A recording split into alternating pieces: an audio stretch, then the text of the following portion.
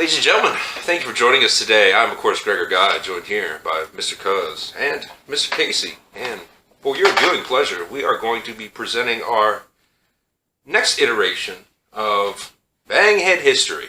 So I will go ahead and just toss it over to you, Mr. Casey. What are we going to be talking about here today? So it's the new year here. So we're beginning the new year, and I guess January 1st. And I figured we'd start with the beginning of civilization. Okay. First, I'm citing worldhistory.org, National Geographic, and historyonthenet.com.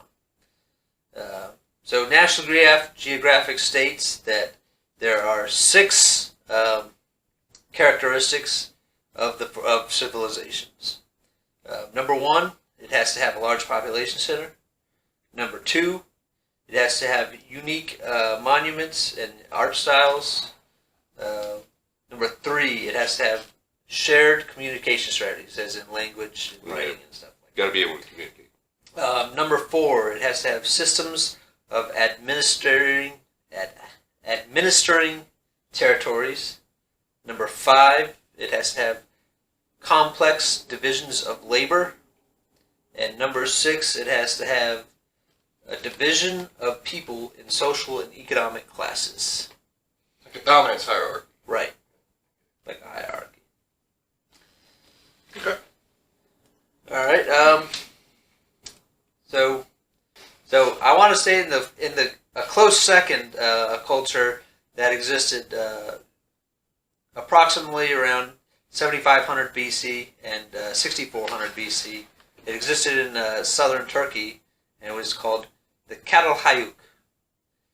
It had a population of around 5,000 to 7,000 citizens, and it's technically called a proto-city, which is basically it's the first city, but it didn't quite make the population of technically a city, but it was a civilization in almost every other regard. Okay, now for the populous center, going back to, I guess, that first thing of... Catalhayuk. No. Going back to the first thing of how they define a civilization. Do they have like a number set for like how big it needs to be? I didn't actually see a number specifically. I was just curious. Right. But it was basically the first large-ish population center that you could almost nearly define as a civilization. Now, did it have any trade or anything like that, or was it just... I'm sure there was. I'm sure there was a barter system of some kind. I doubt there was like an actual like money or anything. Probably a bartering system. Yeah, like probably a bartering system. But the very first technical civilization is the Mesopotamian Civilization. So now we're talking about Babylon and Sumer and those areas. It existed around 3,500 to and it lasted all the way up to 500 BC. It was around a little while. Yeah. It was based in what is now known as Iraq, and it stretched across parts of Syria and Turkey. Yeah, I could be wrong, but remembering back from, school and everything, I believe that, what do they call that, like, area, like the cradle of life or something? It's called the cradle of civilization. Cradle of civilization, something like that. Right there around, like, the Tigris and Euphrates River. It's also named the Fertile Crescent. Fertile Crescent. That's, I think, the one I was thinking of. And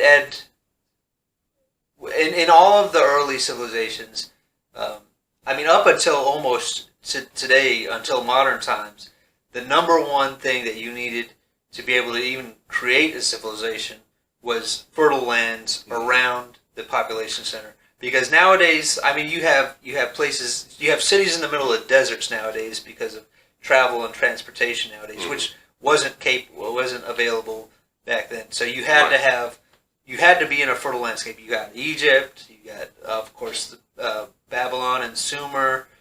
And you needed to have some kind of waterway, probably.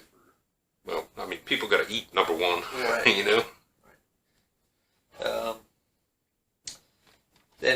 obviously I said Babylon and Sumer were the greatest cities in there. Sumer actually was a more powerful city, and then their power began to deteriorate, and then Babylon became the more powerful city in the area. Interesting. Let's go into a little bit of the politics here. A little bit of the politics. So there's obviously there's a hierarchy. You got politics. You got the gods are number one. The gods are number one in almost all historical populations, and the most powerful of the gods was An or Anu, who is the supreme god of which all deities are born of. Then second, of course, you have the king. It was a monarchy. Third, you would have the priests. They are the ones that are the closest to the god. Well, other than the king, he's the one that was closest to the gods, and more than likely, the king was probably a priest prior. So did the priests speak to the gods I mean, it's even and then dictate how things played out? yeah, pretty much. They're I mean, politics, even in the priesthood, even in today's modern religions, there's politics within Strap within a bomb to churches. yourself and blow yourself up. Well, that's going a little too far. Number 4 would be an assembly of wise men and bureaucrats, basically. And number 6 would be the military. Now, the first ever written law was created by King Hammurabi, and it was written down on a stone tablet. Prior to that, the king would just pass laws, and without any kind of written down, or they were just, you just had to know the law. If the king said it, that makes law. You don't know, nobody would tell you, but you have to follow the law that was just there. Well, that could get very complicated. Yes. Yeah. Like, what if it's like the morning king passes a law and then you break that law in the afternoon? He was like, not knowing, I didn't know. Right. I wonder if that was like an A actual reoccurrence. defense. Or I can see there being a problem there.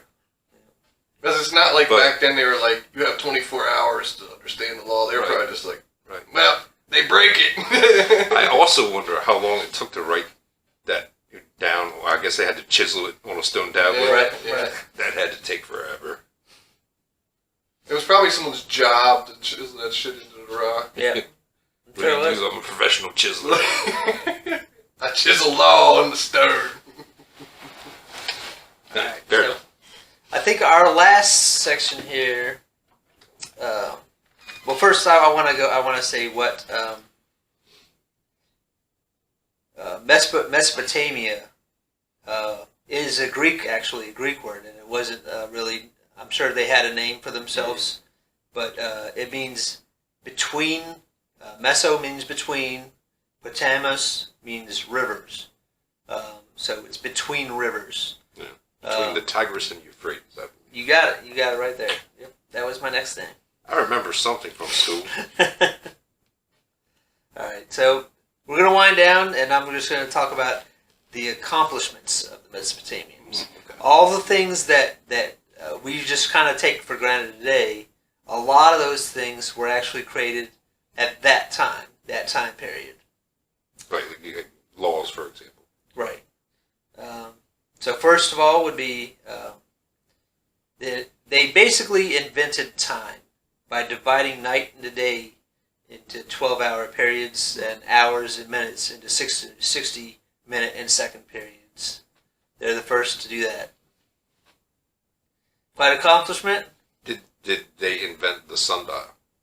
I don't know about that. Not sure about that one. It would have to be something along the Yeah, line, I because mean- that's where time came from. Right. But they had to. I'm sure they had to have a way of measuring time. Yeah. I mean, that's why I asked about the sundial. Next would be irrigation techniques, which are still in that area. I mean, I'm sure the techniques are used all over the world, but in that area of the world, it is still used today.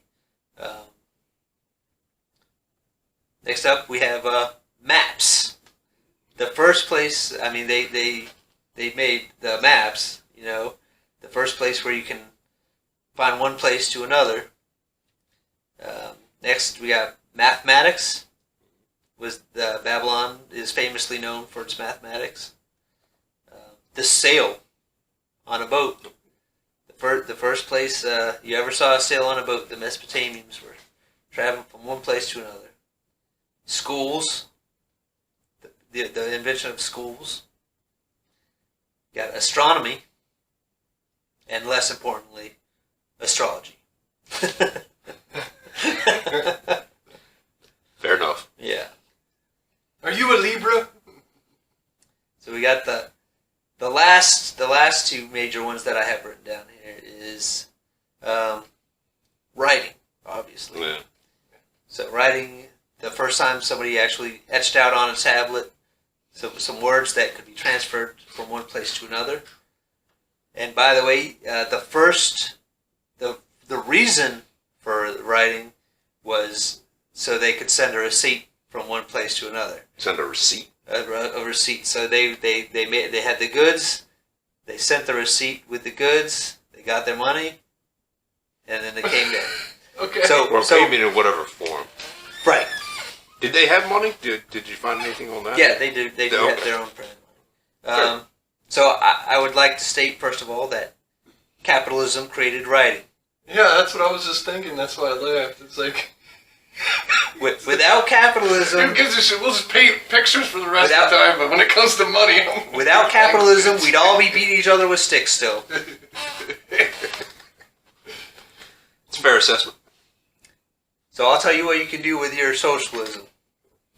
Write about it. No, okay. I won't tell you what you should do with it. That's not a topic for history, for a history lesson. It's a dirty, smelly place, I'll tell you though.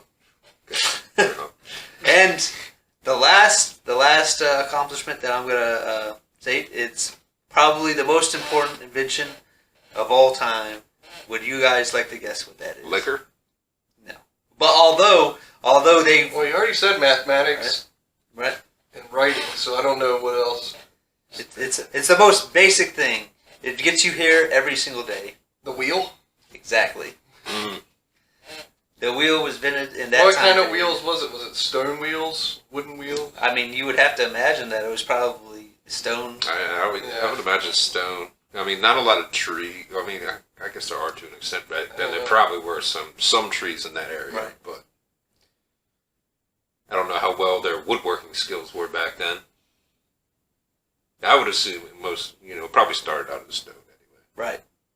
So I wonder if they took the time to chisel it, or just it was like lopsided wheels. It was like square wheels. I think they went out. I think they went all out and had spinners on them. They had stone spinners. Yeah. Sapphire in the middle. There you go. You hear it here first. Mesopotamia. Stone spinners. For spinners. All right, that was very interesting. Do you have any questions? No, I did not know about the sales. That kind of surprised me too. Yeah. So I did learn something. Very, very informative. I definitely learned something. So thank you for putting that together, Mr. Casey. I'm of course joined here by Mr. Cuz, and I am, of course, Gregor Guy, depending upon how you know me. And there we go. The next iteration of BangHead history. So thank you for watching.